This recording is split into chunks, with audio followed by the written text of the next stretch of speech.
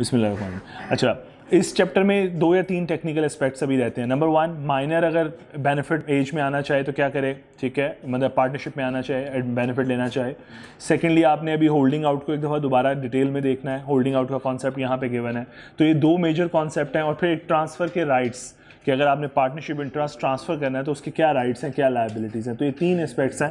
करते हैं, उम्मीद करता हूँ कल तक कोशिश करता हूँ इसको ख़त्म कर दूँ, ठीक है। कि पेपर अगर सैटरडे को हम पेपर डिस्कस कर सकें तो that would be great thing, ठीक है। यूँ कर लेते हैं। आज थर्सडे है ना, कल फ्राइडे, हाँ फ्राइडे को ख़त्म कर लें और सैटरडे को पेपर। चलो जी, प्लीज़ स्टार्ट करते हैं। 1.2.7 उसने कहा मोड ऑफ एक्सरसाइजिंग अथॉरिटी। कहता है बेटा देखो, in order to bind a firm, अगर तुम वाकई चाहते हो कि तुम्हारे एक्शन की वजह से फर्म बाउंड हो किसी एक्शन में, तो कहता है ना, एक्ट डन और instrument executed by a partner, ठीक है, और other person on behalf of the firm shall be done और executed in the firm's name. यानी उसकी या तो वो फर्म के नाम पे हो वो इंस्ट्रूमेंट, ठीक है, पहली चीज़, या दूसरी चीज़ वो कहता है और in the manner implying an intention to bind the firm, या पार्टनर्स की क्लियर इंटेंशन नजर आए उस ट्रांजैक्शन के अंदर कि ये फर्म को बाउंड करना चाहते हैं। मतलब फॉर एग्जांपल, जैसे मैंने कल एग्जांपल दी थी कि मैं एक गुड्स रिक्वेस्ट करूं और वो अपने घर के ऊपर रिक्वेस्ट कर लूं कि भाई ये गुड्स डिलीवर, देखो ना, जिससे फर्म सर्विसेज ले रही है, मैं पर्सनल सर्विसेज भी तो ले सकता हूँ।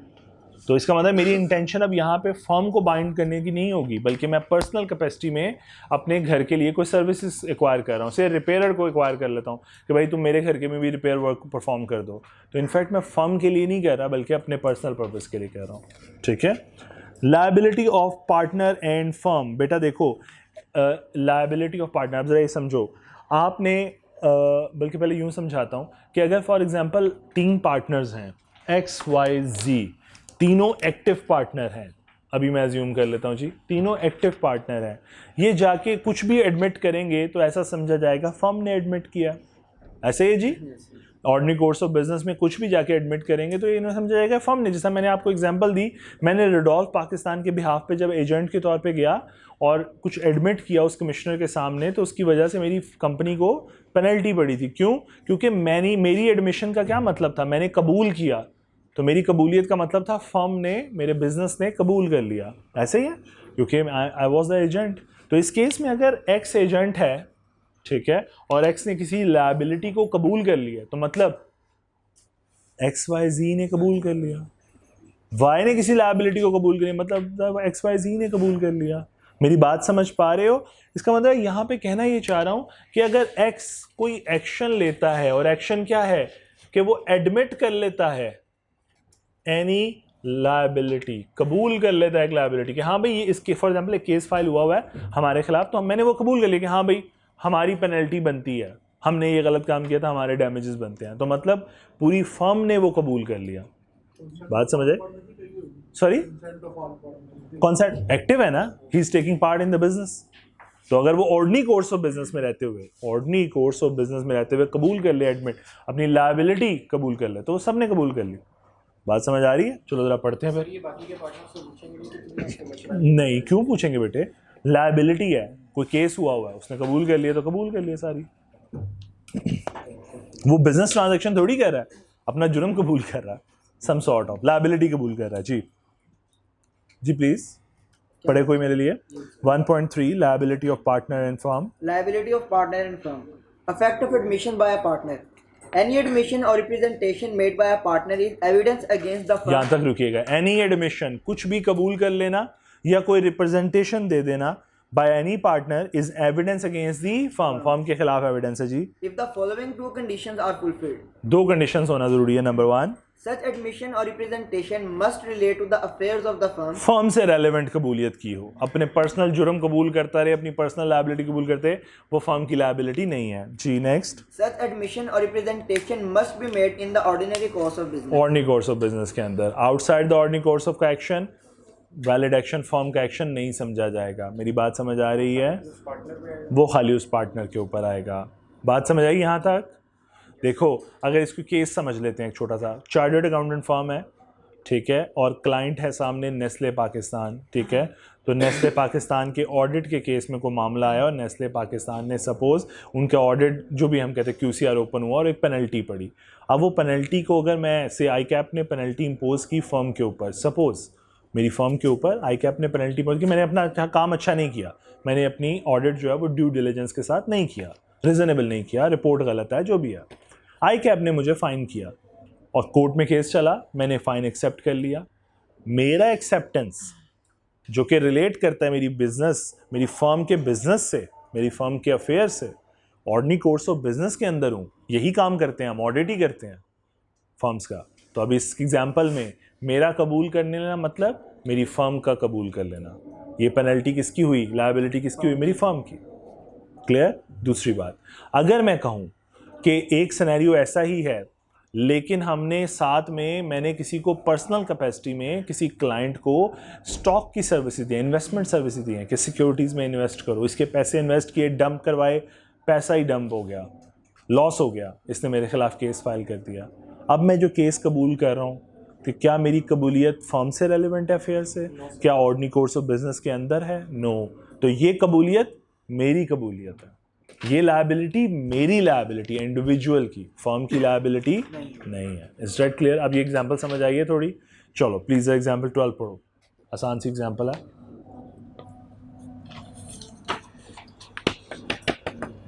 डन।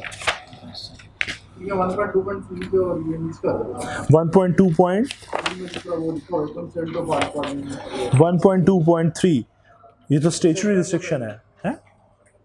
आप कौन से वाला देख रहे हो? एक्सेप्टेंस ऑफ लायबिलिटी किधर है बेटे? अच्छा, acceptance of admit any liability in a suit, और बिल्कुल ठीक है। आप ये कहते हो कि the acts are not including implied authority unless there is a usage or custom of trade. ठीक है जी।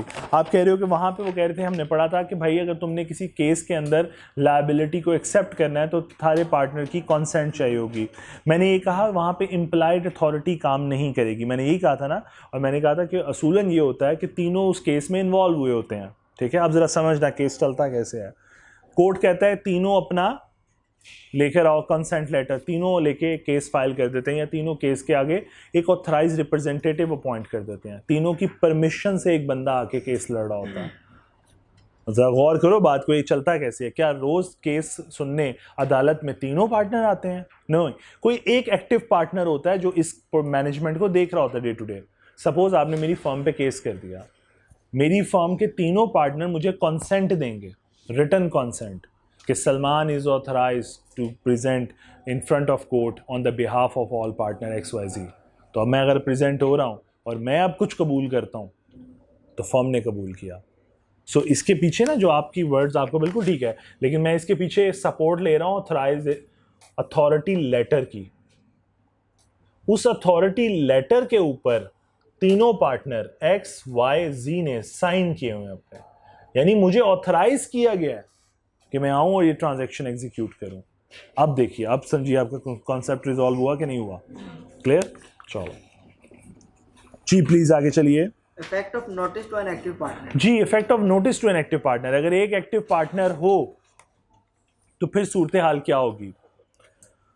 लो जी, अगर देखो फॉर एग्जांपल XYZ 3 पार्टनर हैं और कोर्ट ने से नोटिस सर्व करना है या किसी और ने नोटिस सर्व करना है, तो आपने अगर इस एक्टिव पार्टनर के ऊपर नोटिस सर्व किया है तो समझा जाएगा कि आपने फर्म को नोटिस दे दिया है या फर्म को नोटिस मिल गया है। Y और Z इस बात का एक्सक्यूज़ नहीं बना सकते कि सर हमारे तो नॉलेज में ये बात नहीं आई। जिस तरह मैं इसकी एग्जांपल यूँ देता हूँ, टैक्स वाले नोटिस भेजते हैं, ठीक है, नोटिस रिसीव कर लेता है मिस्टर X, YZ को नहीं मिला और X ने अपनी जेब में रखा, भूल गया बाकियों को बताना।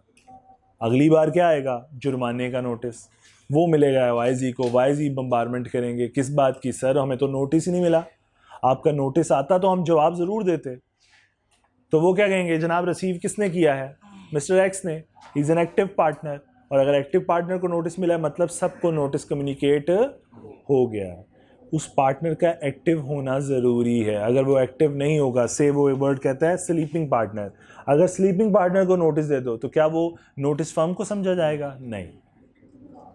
और फिर एक और मजेदार बात, कोर्ट ने एक नोटिस भेजना है XYZ को, एक पार्टनर ने फ्रॉड किया किसी केस में और नोटिस मिल जाए उसी फ्रॉडुलेंट पार्टनर को, तो वो क्या करेगा? जेब में डालेगा, घर ले जाएगा, बाकी पार्टनर्स को इन्फॉर्म ही नहीं करेगा।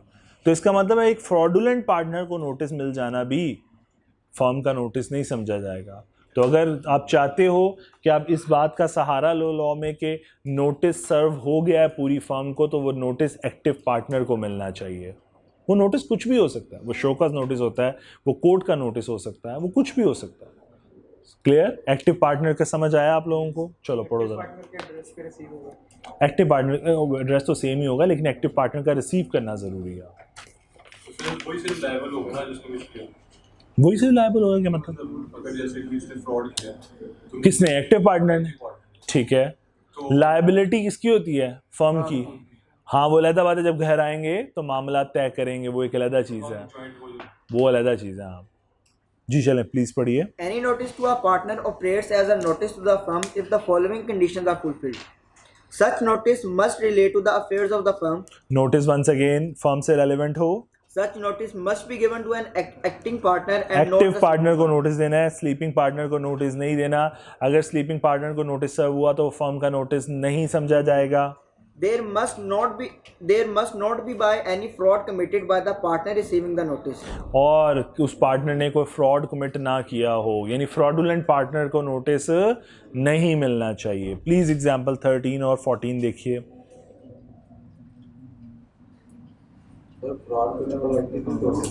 फ्रॉड करने वाला बिल्कुल, तो फिर उस केस में उस एक्टिव पार्टनर को नहीं, किसी और एक्टिव पार्टनर को मिलना चाहिए। तो अगर कोर्ट को ही पता कि फ्रॉड किसने किया, तीनों में से फ्रॉड किसने किया है? कोर्ट देखो, कोर्ट नोटिस भेजेगा XYZ के नाम पे, क्लेम ये करना है पार्टनर्स ने कि हमें नहीं मिला, उस चीज को क्लैरिफाई किया जा रहा है। कोर्ट क्यों देखेगा पार्टनर ने करना है कि हमें नहीं मिला? हाँ, इसी की लाइफ। देखो ना, मेरी बात जरा थोड़ा प्रैक्टिकली भी चीजें सोचो ना, कि जब डिपार्टमेंट ने नोटिस भेजना है तो क्या वो ये सोच के भेजेगा मिस्टर एक्स को भेजना है या मिस्टर वाई को भेजना है? हम तो ये देख रहे हैं कि किसने रिसीव किया, क्या वो रिसीविंग पार्टनर एक्टिव था, फ्रॉडुलेंट तो नहीं था, स्लीपिंग तो नहीं था, तो फिर इसका मतलब पूरी फर्म को नोटिस मिल गया, वरना आप इस बात का एक्सक्यूज बना लो। ठीक है, चलो अब जैसे अगर मैं आपको एक मजा बताता हूँ, जब कंपनी में नोटिस आता है टैक्स का, तो वो किसको पकड़ा के चले जाते हैं? नीचे गार्ड को। गार्ड से रिसीविंग लेता है TCS वाला और चला जाता है। उनके लिए वही एविडेंस है कि आपके एड्रेस पे डिलीवर हो गया और फलां बंदे ने रिसीव किया है। That is an active announcement कि भाई आपको नोटिस मिल गया है। मेरी बात समझ आ रही है आपको? अगर आप कभी क्लेम करो ना, जनाब आपने तो नोटिस, कई दफ़ा ऐसे करते हैं वैसे गंदी हरकत कि नोटिस ही नहीं भेजते, शोकाज नहीं भेजते, ऑर्डर का नोटिस आ जाता है। आप ऑर्डर पढ़ते हो, आपको लगता है जुर्माना पड़ा है। क्यों पड़ा है? आपको पिछला लिखा होता है, आपको पिछला नोटिस भेजा, आपने जवाब नहीं दिया। आप कहते हो ये पिछला नोटिस कब भेजा है? फिर आप अपने गार्ड से कंफर्म करते हो, गार्ड कहते हो कुछ भी नहीं आया।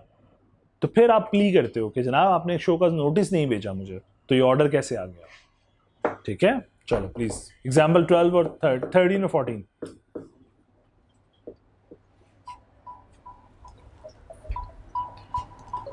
जी प्लीज आप कॉन्सेंट्रेट करें। 13 14 जी 13 और 14 पढ़ दूं? 14 जी मैं पढ़ देता हूँ। Sajid, Abid and Majid are partners in firm. 3 partners हैं, Abid and Sajid are active partners and Majid is sleeping partner. लें जी, a legal notice was served by one of their customer to Abid for alleging that Abid committed the fraud with the customer in the ordinary course of the business.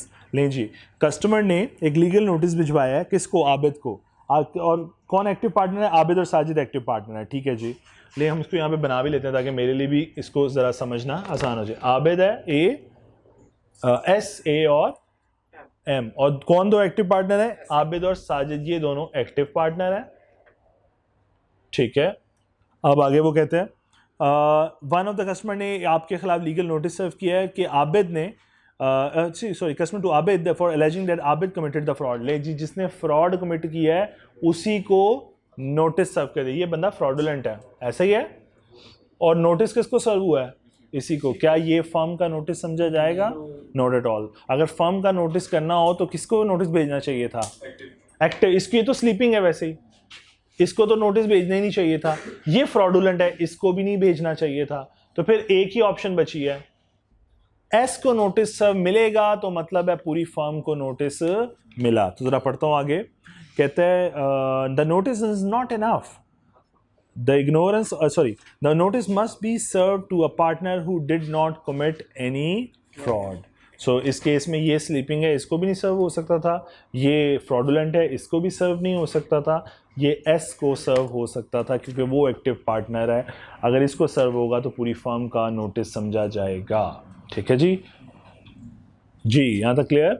हाँ, अगर आप गौर करो ना तो हम communication की बातें पढ़ रहे हैं कि कब कम्युनिकेशन, कब, जैसा अभी पीछे पढ़ा एडमिशन, एडमिशन क्या था, कबूलियत। कम्युनिकेशन कब समझी जा रही है कि कब कबूल कर लिया तो फर्म ने कबूल कर लिया, ये हम कम्युनिकेशन की बातें पढ़ रहे हैं सर। ठीक है, चलें जी। जॉइंट एंड सेवरल लायबिलिटी मैंने कहा था एक दफ़ा घर से पढ़ के आना, पढ़ी थी नहीं पढ़ी, रियली पढ़ दो फिर जल्दी से, कोई बंदा पढ़ दे। In order to make a partner liable for any act of the firm, the same must have been done while he was a partner. The liability of the partner is both joint and several, so that the creditor may compel any one or more of the partners to discharge the whole of the debts of the firm. जी, वो कहता है liability क्या है, jointly भी है और severally. पहले तो शुरू से पढ़ता हूँ। In order to make a partner liable for any act of the firm, the same must have been done while he was a partner. तो देखो, एक बंदा जब पार्टनरशिप एग्रीमेंट में है तभी वो जिम्मेदार है पार्टनरशिप के टर्म्स, पार्टनरशिप के एक्शंस की वजह से, तभी वो एजेंट है ना। तो कोई दूसरा पार्टनर कुछ एक्ट करेगा तो ही विल बी लायबल। मेरी बात समझ पा रही हो? एक्स वाई जी, सपोज जब तक X जो है इस XYZ फर्म का पार्टनर है तभी वो Y और Z के एक्शन की वजह से ज़िम्मेदार है, या XYZ X के एक्शंस की वजह से ज़िम्मेदार है, बिकॉज म्यूचुअल एजेंसी रिलेशनशिप। तो वो ये कह रहा है व्हाट इफ़ कि X रिटायरमेंट लेकर चला जाए प्रॉपरली, मैं ज्यूम कर रहा हूँ X रिटायरमेंट ले, पब्लिक नोटिस दे कि जनाब मैं जा रहा हूँ, मेरा इस फर्म के साथ अब कोई ताल्लुक नहीं है, I would not be responsible for any action taken by Y and Z, I am no more partner, I am getting retirement. अब ये पब्लिक नोटिस दे दिया, रिटायरमेंट कर ली। आज रिटायरमेंट की डेट है, से फॉर एग्जांपल उसने जुलाई 30 को रिटायरमेंट ले ली, क्या वो फर्म्स के एक्शन का जिम्मेदार है आफ्टर 30 जुलाई? नो, वो यही बात लिखना चाह रहा है। उसने क्या है, उसका पार्टनर होना ज़रूरी है उसके रिस्पॉन्सिबल होने के लिए। बात समझ आई है इस लाइन की, पहली लाइन की? सो वो कहते हैं in order to make a partner liable for any act of the firm, कि वो फर्म के एक्शंस का जिम्मेदार हो, the same must have been done while he was a partner. तो उसका पार्टनर होना ज़रूरी है। अगर वो रिटायरमेंट लेकर चला गया है तो वो फर्म्स के एक्शन का जिम्मेदार नहीं है और ना ही फर्म उसके एक्शंस की जिम्मेदार है।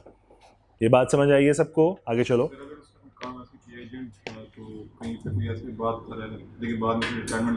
हाँ, लेकिन अगर वो एक्शन कब होगा? जब वो पार्टनर था। देखो, इस बेटे की बात का क्वेश्चन ये है कि अगर 30 जुलाई से पहले ऐसा कॉन्ट्रैक्ट कर गया है और 30 जुलाई पे रिटायरमेंट लेकर चला गया है तो क्या वो रिस्पॉन्सिबल होगा उस एक्शंस के लिए? तो यस, उस एक्शंस के लिए रिस्पॉन्सिबल होगा, वो लायबिलिटी होगी उसकी। ठीक है, चलो जी आगे। कहते हैं the liability of a partner is both joint and several. तो एक पार्टनर जो है, अगर मुझे एक बात बताओ, ये XYZ फर्म है और कोई कस्टमर केस फाइल करना चाहता है तो क्या वो X के खिलाफ इंडिविजुअल फाइल नहीं कर सकता? Y के खिलाफ, Z के खिलाफ, XYZ के खिलाफ जॉइंटली कर सकता है। तो अगर वो उसके पास ये राइट है तो इनकी क्या है लायबिलिटी, किस किस्म की? Several and joint liability. चलो ज़रा पढ़ो। तो वो कहते हैं the liability of the partner is both joint and several so that the creditor may compel any one or more of the partner to discharge the whole of the debts of the firm. तो वो किसी एक को भी compel कर सकता है कि वो फर्म का डेट पे करे। हाँ, लायबिलिटी टूवर्ड्स थर्ड पार्टी कोई एक पे कर सकता है, बाकी क्या करेंगे? शेयरिंग। जिस तरह फॉर एग्जांपल इसी केस को मैं यूं कर दूं, इसी केस को मैं यूं कर दूं, जस्ट अ मिनट। ये एक कस्टमर है मिस्टर ए, ये XYZ फर्म है, ये मिस्टर X हैं, मिस्टर Y हैं और मिस्टर Z। तो मैंने ये पहले भी बड़ी दफ़ा एक्सप्लेन की है कि अगर फॉर एग्जांपल मिस्टर XYZ ने 5,000 रुपीज़ या 6,000 रुपीज़ देने हैं इस कॉन्ट्रैक्ट के अंदर, तो मुझे बताओ क्या मिस्टर ए ये खाली X से रिकवर नहीं कर सकता? कर सकता है। मिस्टर ए Y से रिकवर कर सकता है, मिस्टर ए Z से रिकवर कर सकता है, मिस्टर ए XYZ से रिकवर कर सकता है। तो liability towards third party severally भी होगी और जॉइंटली भी। सो सपोज इफ कि ये X 6,000 रुपया पे कर दे तो फिर कौन सी दूसरी लायबिलिटी रेज होती है? Liability among partners. तो वो पे करके घर आएगा और कहेगा जनाब मैं 6,000 दे आया हूँ, तो फिर शेयरिंग करेंगे 2-2 हज़ार रुपये की। इसी तरह x की जगह y पे करेगा तो y आके शेयरिंग करेगा। तो हम दो तरह की लायबिलिटी देखते हैं, लायबिलिटी टूवर्ड्स थर्ड पार्टी और लायबिलिटी अमंग देमसेल्फ। तो जब टूवर्ड थर्ड पार्टी की बात करते हैं तो हमारी लायबिलिटी, जब हम बात करते हैं लायबिलिटी टूवर्ड्स थर्ड पार्टी, तो वहाँ पे हमारी लायबिलिटी सेवरल भी होती है और जॉइंटली भी होती है। हम अकेले भी इंडिविजुअली भी जिम्मेदार होते हैं और कोलेक्टिवली भी जिम्मेदार होते हैं फर्म्स के डेट के लिए। Is that clear? चलें एग्जांपल पढ़िए 15 फिर ज़रा।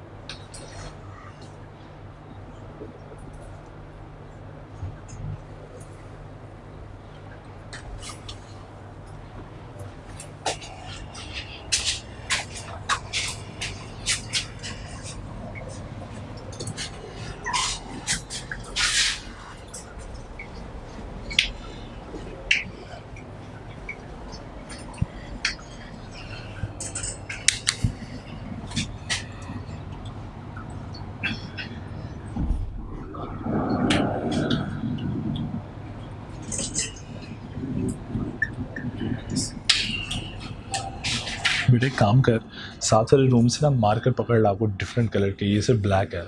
साथ वाले रूम में पकड़, हाँ साथ वाले रूम से, सामने वाले रूम से पढ़े में। जस्ट एक मिनट रुकना बेटा। ओके ठीक है, अवेलेबल है, ब्लू अवेलेबल है, ठीक है।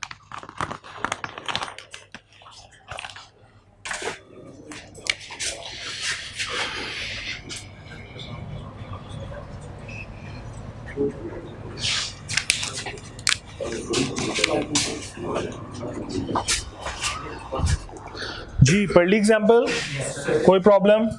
नो। अच्छा जी, एक चीज़ मुझे अब साथ साथ मेरे साथ सॉल्व कीजिएगा। हमने अभी तक एक चीज़ पढ़ी हुई है फ्रॉड के हवाले से कि अगर कोई पार्टनर फ्रॉड कमिट करता है, सपोज जी अज्यूम कर लें एक्स ने फ्रॉड किया और फर्म को लॉस हुआ 100,000 का, सपोज ये लॉस हुआ है फर्म को इस बंदे के फ्रॉड की वजह से। तो फ्रॉड के केस में हमने क्या पढ़ा था? मुझे इन दो लायबिलिटीज में आंसर करना है। पहली liability, liability toward third party, जी एक्स ने फ्रॉड कमिट किया है, क्या फर्म लायबल होगी टुवर्ड्स थर्ड पार्टी? अच्छा ये देखो, जब ये कहते हो ना लायबिलिटी, तो ये लायबिलिटी ऑफ फर्म होती है, ठीक है, liability of firm towards third party. जी बताइए, क्या फ्रॉड के केस में फर्म लायबल होती थी? होती थी। किस केस में? कंडीशन क्या थी? थर्ड पार्टी इनोसेंट है या नहीं है। सो हम अपना पिलर फौरन से पहले रेस करते थे, हम कहते थे फ्रॉड के केस में फर्म लायबल होगी फॉर लॉस, उसके पिलर करते थे जी कि थर्ड पार्टी इनोसेंट हो। इनोसेंट का मतलब मैंने ऑलरेडी बताया हुआ है, not having knowledge of that particular authority और रिस्ट्रिक्शन एनी। जहां तक पढ़ लीजिए ये हमने पढ़ा हुआ है। अच्छा, फर्म ने लॉस बियर करेगी, इसका मतलब है XYZ लायबल होगी कि वो पे कर दे ये 1 लाख रुपया, किसको? 100,000, किसको? ए को। यहां तक समझ आ गई? अगली बात, लायबिलिटी अमंग पार्टनर, जी ये फ्रॉड है तो कौन बियर करेगा?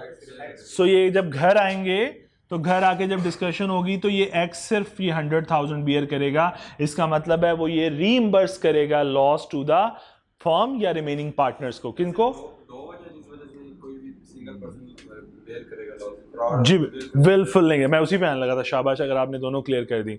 तो दूसरा कंक्लूड हमने किया था, पुरानी बात, विलफुल निग्लेक्ट। मैंने आज रॉन्गफुल एक्ट पढ़ाना था तो इसलिए मुझे ये दोनों बातें पुरानी पढ़ानी पड़ रही हैं। विलफुल निग्लेक्ट हमने पढ़ा था। विलफुल निग्लेक्ट क्या होता था? एक पार्टनर से हम एक्सपेक्ट करते हैं कि वो ये ड्यूटीज परफॉर्म करे और वो अपनी ड्यूटीज में ब्रीच कर दे। We are expecting from a position to do something और वो वैसा काम ना करे, अपनी ड्यूटी डिलीजेंटली परफॉर्म ना करे। सपोज एक्स ही वो बंदा है जो अपनी ड्यूटी डिलीजेंट परफॉर्म नहीं कर रहा, या इस पर्सन ने विलफुल निग्लेक्ट किया है और इस केस में हमें लॉस हो गया है से 20,000 का। जी बताइए, liability of the firm toward third party, क्या फर्म लायबल होगी? जी बिल्कुल, XYZ फिर वंस अगेन लायबल हो जाएगी इस 20K के लिए। किसको? ए को। अब बताइए कौन बियर करेगा ये loss? The person who is doing wilful neglect. कौन? X। कितना? 20,000 का। इसका मतलब है सेम प्रिंसिपल हुआ ना कि फर्म इस केस में भी लायबल होगी अगर थर्ड पार्टी इनोसेंट हो।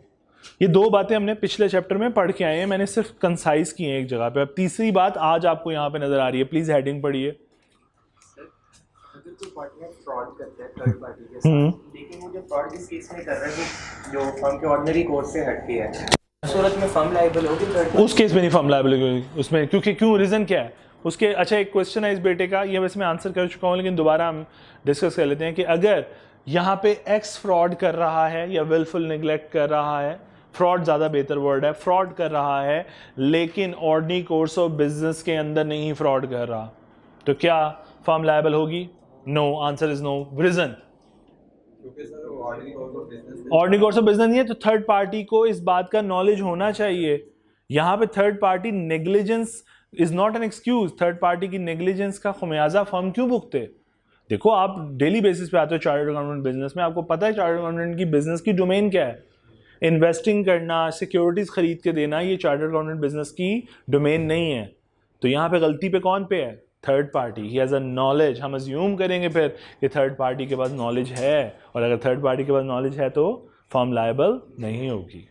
सो होगा फ्रॉड ही, लेकिन थर्ड पार्टी के पास नॉलेज होगा। जी, यहां तक समझ आ गई। तीसरी बात जो आज पढ़ने लगे हैं बेटे, कौन सा है जी?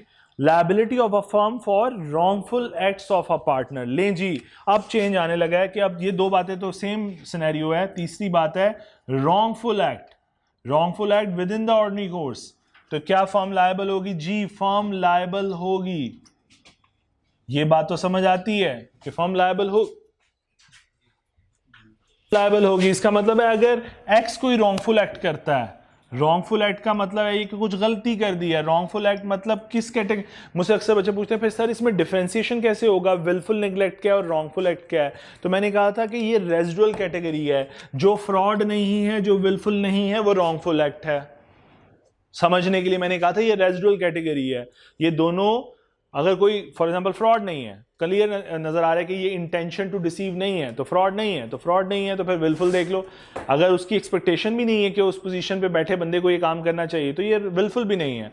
तो फिर विलफुल नहीं है तो फिर रॉन्गफुल है। रॉन्गफुल का मतलब क्या है कि आप अपनी ड्यूटी तो परफॉर्म कर रहे हो डिलीजेंटली, लेकिन कुछ बोंगी मार दी आपने, कोई गलती कर दी है आपने, ठीक है, तो उस गलती का खुमियाजा कौन भुगतेगा? फर्म भुगतेगी। लेकिन मज़ेदार बात यह है कि फर्म खुमियाजा यहाँ पे भी भुगतेगी और फिर शेयरिंग भी तीनों करेंगे।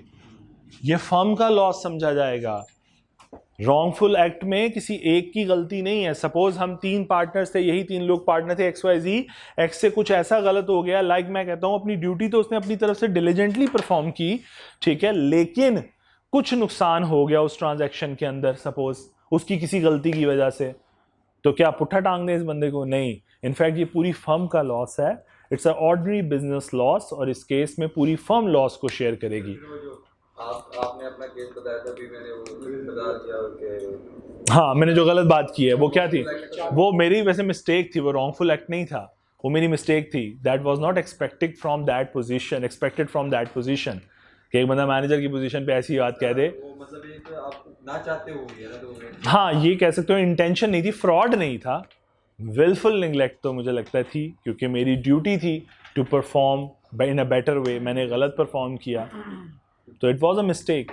तो मैं कहना चाहिए मेरी विलफुल निगलेक्ट थी, रॉन्गफुल नहीं थी, विलफुल निगलेक्ट थी, नेग्लिजेंस थी। जी, ये बात समझ आई। तो एक फर्क मैंने डाला है, अभी तक हम जब लायबिलिटी टुवर्ड्स थर्ड पार्टी कहते थे, तीनों के आंसर सेम है, फर्म वुड बी लायबल, लेकिन जब घर आते थे तो सिर्फ वो पार्टनर शेयर करता था जो फ्रॉड करता था या विलफुल निगलेक्ट करता था। लेकिन रॉन्गफुल एक्ट के केस में क्या हो रहा है? तीनों लायबल है, तीनों शेयर कर रहे हैं। Is that clear? ये एक फर्क समझ आ गया? तीनों ये पहले चैप्टर में पढ़े हमने, चैप्टर 12 में, और ये बात हम चैप्टर 13 में पढ़ रहे हैं। Is that clear? चलो प्लीज अब पढ़ें बेटे। whereby the wrongful act or omission of a partner acting in the ordinary course of the business of a firm loss or injury is caused to any third party or any penalty is incurred, the firm is liable to the same extent as the तो partner. Firm liable होगी उसी extent तक जिस तक वो partner liable है, यानी तमाम पार्टनर्स इक्वली शेयर कर रहे होंगे। जी बेटा। In case of fraud, although the firm is liable to the third party for loss caused to the third party by fraud committed by a partner, but as between partners, same must be borne by the partner committing the fraud and cannot be shared among all the partners. तो उसने साथ ही इसके comparison में fraud समझाया, जो वो पिछले chapter 12 में भी समझा के आ चुका है कि कहने को ये भी फर्म लायबल है, लेकिन जब घर आएगा तो सिर्फ वो पार्टनर बियर करेगा जिसने फ्रॉड कमिट किया होगा। Is that clear? चलिए एग्जाम्पल 16 पढ़िए please.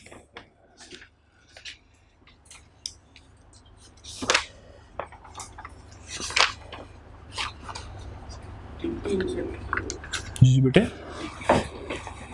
TP means third party, मैंने टीपी मीन्स थर्ड पार्टी।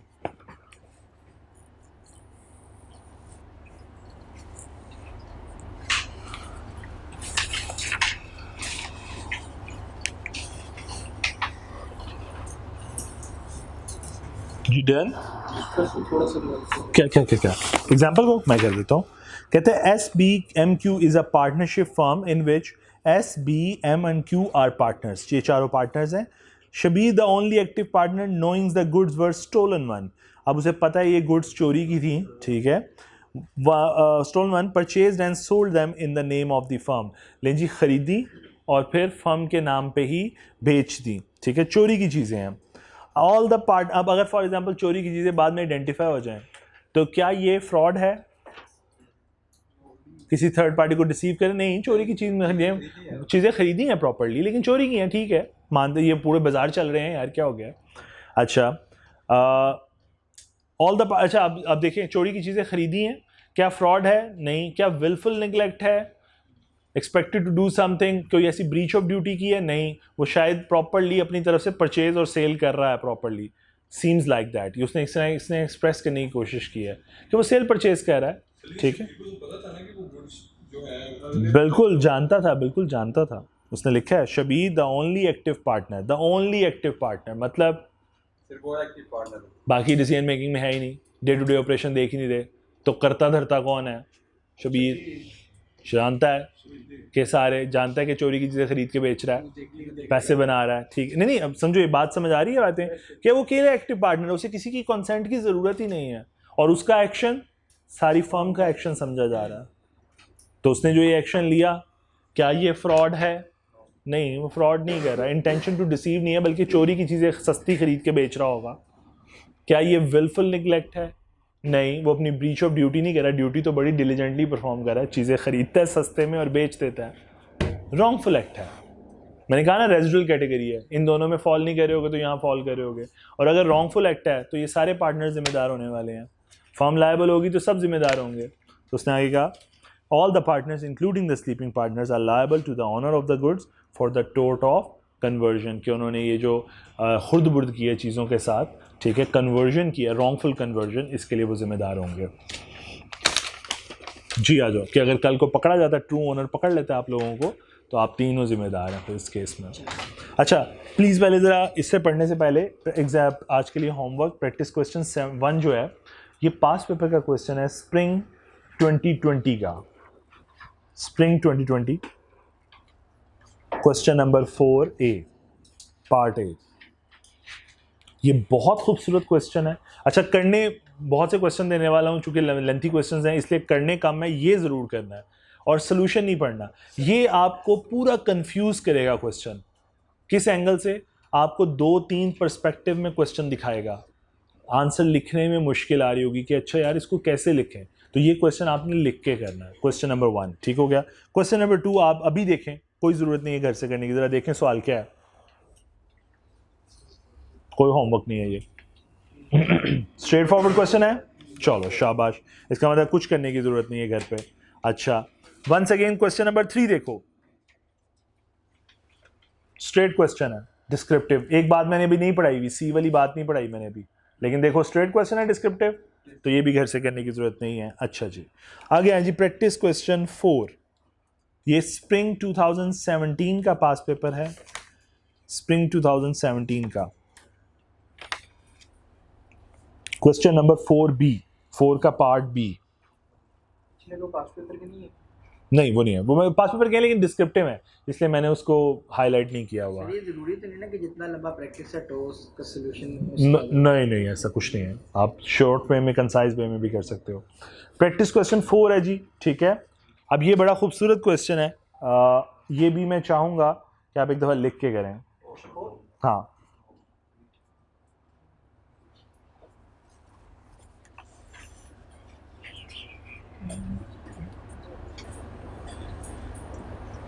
चले, अच्छा देन आते हैं प्रैक्टिस क्वेश्चन 5 पे। ये लर्निंग ऑब्जेक्टिव है, इसे आप बेशक ज़बानी कर लीजिएगा, लेकिन वैसे ये क्वेश्चन आपको लायबिलिटी में कंफ्यूज करेगा। बड़ा टेक्निकल क्वेश्चन है, ये आपको कंफ्यूज करके रखेगा लायबिलिटीज़ के अंदर।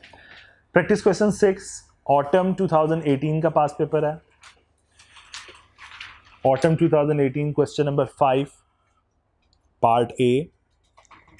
2018 question number 5 part A pass paper का क्वेश्चन है।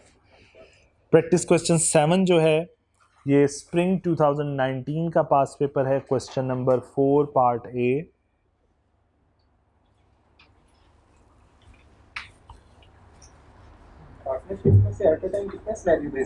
बेटा पहले ये होता था कि 2 सिनेरियोस कंपलसरी आते थे एक अटेम्प्ट में, और उस 2 सिनेरियो में भी फिर वो आगे पार्ट बना देता था 1 2 3 इस तरह, ठीक है।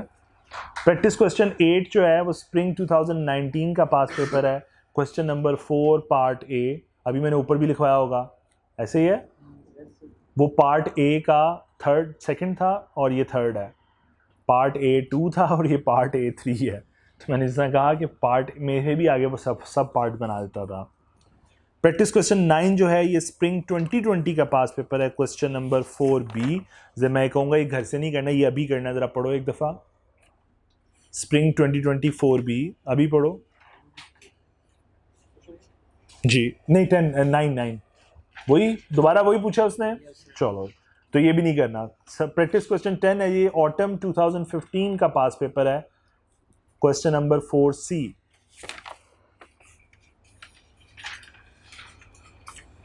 कल के लिए जो आपने घर से करने हैं प्लीज लिख के, वो क्वेश्चन 1 है, प्रैक्टिस क्वेश्चन 1, प्रैक्टिस क्वेश्चन 4 और प्रैक्टिस क्वेश्चन 6, ठीक है। बाकी अभी नहीं करने, कल दोबारा होमवर्क दे दूंगा, ठीक है। 1 4 और 6 ये लिख के करने, ताकि डेडिकेशन से इन 3 को करोगे तो इंसानों की तरह करोगे। आज ही 10 दे दूंगा, नहीं करोगे सही तरह, तो वो लिखवा दिए हैं सारे, लेकिन ये 3 आज आपने घर से करने हैं। Is that clear? चलो आगे आ जाओ जरा। अच्छा मैं अभी पहले प्रॉपर्टी की जगह अगर होल्डिंग आउट 5 मिनट में बता दूं तो शायद ये होल्डिंग आउट वाला पेज ख़त्म हो जाएगा सारा। हमने होल्डिंग आउट का कॉन्सेप्ट पढ़ा था, आपको याद है पिछले चैप्टर में, और मैंने कहा था डिटेल में partner by holder, partner by estoppel या होल्डिंग आउट आपको मिलेगा। याद है बात? उसमें क्या हो रहा होता था, एक पार्टनर रिप्रेजेंटेशन दे रहा होता था, फेक रिप्रेजेंटेशन, और थर्ड पार्टी उसके बिहाफ पे एक कॉन्ट्रैक्ट में एंटर हो जाती थी। और याद है कुछ? और फिर हमने उसमें कई बातें डिस्कस की थी। मैं चाह रहा हूँ ये केस वाला क्लोज हो जाए। हमने कुछ इस तरह कहा था कि ये फॉर एग्जांपल ए, या यूं कर लेते हैं, ये फॉर एग्जांपल XYZ फर्म है, ये कॉन्ट्रैक्ट में एंटर हो रही है किसी क्रेडिटर के साथ, और ये सलमान साहब हैं जो गलत रिप्रेजेंटेशन दे रहे हैं किसको? सी को, फेक रिप्रेजेंटेशन। यही बात पढ़ी थी जी हमने कि ये पर्सन फेक रिप्रेजेंटेशन देगा कि आई एम, और रिप्रेजेंटेशन क्या होगी? I am the partner of XYZ firm, और XYZ फर्म आगे से मुस्कुरा के दिखा रहे हैं कि हाँ जी हमारा पार्टनर है। वो भाई यहीं पे होता है इस तरह की बातें। तो इनफैक्ट सी को इंडिकेशन मिल रही है कि सलमान जो है इस XYZ फर्म का पार्टनर है। सलमान ने रिफ्लेक्ट कर दे या फर्म ऐसी बात कर दे जिसमें सलमान मुस्कुरा के दिखा दे, यानी ये किसी की साइड से भी रिप्रेजेंटेशन हो सकती है।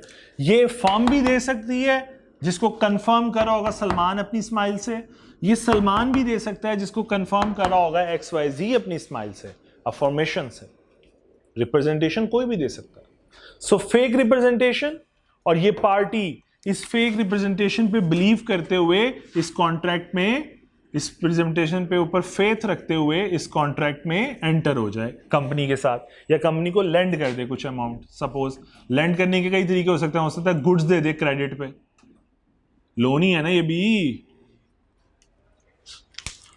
और अब जब लोन ये गुड्स के पैसे देने की बारी आए, ये फर्म जब इसको रोटेट कर लें, ऐसे कर लें, ये जब फर्म पैसे देने की बारी आए तो फर्म डिफॉल्ट कर दे, फर्म पैसे ना दे। जरा रिपीट कर रहा हूं, सलमान ने फेक रिप्रेजेंटेशन दी सी को, सी ने उस रिप्रेजेंटेशन पे यकीन रखते हुए कॉन्ट्रैक्ट में एंटर हो गया with XYZ firm, goods they the credit के ऊपर। लेटर ऑन जब पैसे देने की बारी आई फर्म ने डिफॉल्ट कर दिया। सी किसके खिलाफ केस फाइल करना चाहेगा? फर्म के खिलाफ, अज्यूमिंग दैट कि सलमान भी इस फर्म का पार्टनर है। और अगर ये थर्ड पार्टी केस फाइल करना चाहेगी तो क्या ये केस सलमान के खिलाफ इंडिविजुअली फाइल कर सकती है? एक्स के खिलाफ इंडिविजुअली फाइल कर सकती है, वाई के खिलाफ, जी के खिलाफ, और ज्वाइंटली भी फाइल कर सकती है, क्योंकि बीइंग अ पार्टनर इनकी लायबिलिटी क्या है? Several and joint. तो जब वो केस फाइल करेगी, सपोज सी वर्सेस सलमान, तो सलमान फौरन से पहले क्या बोलेगा? मैं तो पार्टनर ही नहीं हूं उस फर्म का, आपने तो मुझे गुड्स क्रेडिट पे दी ही नहीं है, वो तो मैंने वैसे ही कह दिया था, बाय द वे बोल दिया था। तो सलमान कोशिश करेगा डिनाई करने की उस स्टेटमेंट से, क्योंकि सलमान अगर डिनाई करने में कामयाब हो जाता है, ये कहने में कि मैं तो पार्टनर ही नहीं हूं, तो मेरी सेवरल लायबिलिटी भी नहीं है, तो इनफैक्ट ये केस ही नहीं बनता फिर। लेकिन कोर्ट क्या कहेगा? Stop from being denying the facts. अब तुम जुटला नहीं सकते जो तुमने पहले कमिट कर लिया हुआ है। Now Salman will be assumed as a partner of XYZ, है नहीं, रियलिटी में नहीं है, बट समझा जाएगा। इसका मतलब अब पार्टनरशिप फर्म ये बन गई है लॉ की नजर में, सलमान XYZ, और थर्ड पार्टी के पास राइट आ गया है कि वो चाहे तो सलमान के खिलाफ केस फाइल कर दे इंडिविजुअली, चाहे तो एक्स के खिलाफ, चाहे तो वाई के खिलाफ, चाहे तो जी के खिलाफ, और चाहे तो इन सब के खिलाफ ज्वाइंटली। तो सलमान लायबल हो गया। सो यही वो समझाना चाह रहा है कि सलमान यहां पे पार्टनर बन गया, पार्टनर बाय एस्टॉपल, एस्टॉपल, या इन्हें holding, partner by holding out भी कहते हैं, होल्डिंग आउट। इनके अमाउंट फिर वो सलमान से क्लेम करेंगे, किनके? अगर पार्टनर्स के सी थर्ड पार्टी को तकलीफ नहीं होनी चाहिए, तो थर्ड पार्टी को कौन पे करेगा? जिसके खिलाफ केस फाइल हो गया, मतलब सलमान के खिलाफ, तो सलमान पूरी लायबिलिटी पे करेगा। वो बात की बात है, सलमान XYZ से रिकवरी करेगा जाके, वो सलमान जाने और फर्म जाने जिनके बारे में सलमान ने रिप्रेजेंटेशन दी थी। मेरी बात समझ आई है? तो एक और बड़ी इंपॉर्टेंट बात यहीं पे इसके साथ ही कि रिप्रेजेंटेशन, ये फेक रिप्रेजेंटेशन जो है, ये इनफैक्ट डायरेक्ट भी हो सकती है और ये इनडायरेक्ट भी हो सकती है। हो सकता है मैंने रिप्रेजेंटेशन इसको दी हो, वो सुन सी ने ली है, और मुझे मेरे गुमान में भी नहीं है कि सी मेरी बातें सुन रहा है और सी मेरी बातों पे यकीन करके कॉन्ट्रैक्ट कर लेगा। लॉ कहता है तेरे गुमान की मुझे परवाह भी नहीं है, तो मुझे इल्म है मेरी रिप्रेजेंटेशन कौन कौन सुन रहा है, मुझे इस बात, लॉ कहता है मुझे इस बात से परवाह नहीं है। तेरी रिप्रेजेंटेशन सुनी गई है डायरेक्टली या इनडायरेक्टली, तू जिम्मेदार है, तू पार्टनर है बाय एस्टॉपल या होल्डिंग आउट। मेरी बात समझ आ रही है? चलो ज़रा मैं एक दफ़ा जल्दी से पढ़ देता हूँ ताकि आप लोग ये भी पढ़ पाओ घर से, तो हमारा ज़रा सिलेबस कल के लिए कम हो जाएगा।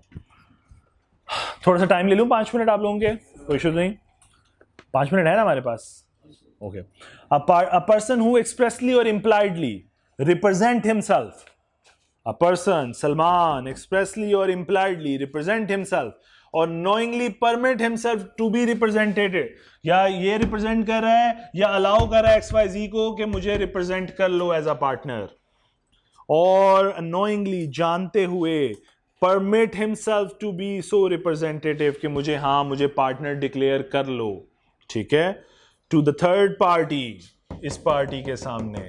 मैं रिपीट कर रहा हूं, यहां पे बहुत इंपॉर्टेंट पॉइंट छुपा हुआ है और वो है नोइंगली, कि सलमान जानते हुए अपने आप को फेक रिप्रेजेंट कर रहा है पार्टनर, या किसी तीसरे बंदे को अलाउ कर रहा है कि वो सलमान को फेक रिप्रेजेंट कर ले। बात समझ आ गई सबको? उर्दू तर्जमा समझ आया लाइन का? तो कहते हैं रिप्रेजेंट हिमसेल्फ और knowingly permit himself to be so represented to the third party that he is a partner in the firm, कि वो इस फर्म का पार्टनर है, is called partner by holding out if third party gives credit to the firm on the faith of such representation, the partner by holding out shall be liable as if he is a partner in the firm. तो ऐसा ही समझा जाएगा जैसे सलमान इस firm का partner है। ये बात समझ आई यहां तक? अब आगे चलते हैं। Direct and indirect representation, it is immaterial, इस बात की बिल्कुल कोई परवाह नहीं है, यह हैसियत नहीं है। That the partner by holding out does और डज नॉट नो, सलमान को पता है या नहीं पता, that the representation has reached the person so giving credit, कि उसकी रिप्रेजेंटेशन इस बंदे तक पहुंच गई है जो फर्म को क्रेडिट दे रहा है। बात समझ आई आगे? It means that the representation में बी डायरेक्ट और इनडायरेक्ट। मैं दे इसको रहा था रिप्रेजेंटेशन, सुन सी ने लिया, लॉ कहता है सलमान को पता था या नहीं पता था, सी ने अगर रिप्रेजेंटेशन सुनी है और उसके बिहाफ पे उसने क्रेडिट दिया है तो सलमान फंस गया। Salman is a partner by holding out, या रूल ऑफ एस्टॉपल के मुताबिक सलमान पार्टनर समझा जाएगा, सलमान डिनाई नहीं कर सकता। एग्जाम्पल 18 एक दफा प्लीज जरा देखिए, या एग्जाम्पल आप घर से पढ़ लेंगे, मैं प्रोविजन ऑफ लॉ समझा दूं, कल फिर एग्जाम्पल डिस्कस कर लेंगे, उसके बाद आगे चलेंगे। Indirect representation, a partner by holding out may have knowingly permitted himself to be represented as a partner to the other person। कहता है partner by holding out, Salman की बात कर रहा है, may have knowingly, जानते हुए अलाउ कर रहा है दूसरे को, may have knowingly permitted himself, अपने आप को इजाजत दे रहा है to be represented as a partner, कि कोई और इसे पार्टनर रिफ्लेक्ट करे, कोई और झूठ बोले सलमान के बारे में, मतलब XYZ to the other person, किसी तीसरे बंदे को। बात समझ आई ये भी? चलो, साइलेंस एज रिप्रेजेंटेशन, साइलेंस में कॉन्स्टिट्यूट होल्डिंग आउट रिप्रेजेंटेशन, मतलब XYZ बोल रही है कि सलमान हमारा पार्टनर और सलमान खामोश बैठा है या मुस्कुरा कर दिखा रहा है, बोल नहीं रहा। यहाँ पे सलमान की खामोशी एक्सेप्टेंस के मुतरादिफ है। बेटे 5 मिनट तक एक्सेप्टेंस के मुतरादिफ है। इसी तरह सलमान रिप्रेजेंट कर रहा है अपने आप को पार्टनर और फर्म खामोश बैठी है, तब भी silence would be consider as an acceptance. Is that clear? आगे चलो जरा। Knowledge of the third party, कहते हैं when applying the principle of holding out, जब हम ये प्रिंसिपल अप्लाई करते हैं, the other person must have acted on the faith of such representation, कहते हैं कंडीशन ये है कि उस पार्टी ने इस पे यकीन करके क्रेडिट दिया हो फर्म को। Must have and gives credit to the firm, it does not matter whether the person representing himself or represented to be a partner does or does not know that the representation has reached the other person giving credit। कहता है इस बंदे ने faith करके credit दिया हो firm को और इस बात की कतई हमें परवाह नहीं है कि सलमान को इस बात का पता है या नहीं पता, कि उसने बताया इसको है, सुना सी ने है और ट्रांजैक्शन कर ली है। सलमान इस बात का एक्सक्यूज नहीं बना, बहाना नहीं बना सकता। He is a partner by holding out, he is a partner by rule of estoppel. समझ आ रही है बात की? चलो यहीं तक बस। इसकी प्लीज एग्जाम्पल 23 तक आप पढ़ के आइएगा, मैं इसकी एग्जाम्पल डिस्कस करके आगे चलूंगा। अल्लाह ताला आप सबको साइंस फरमाए जी।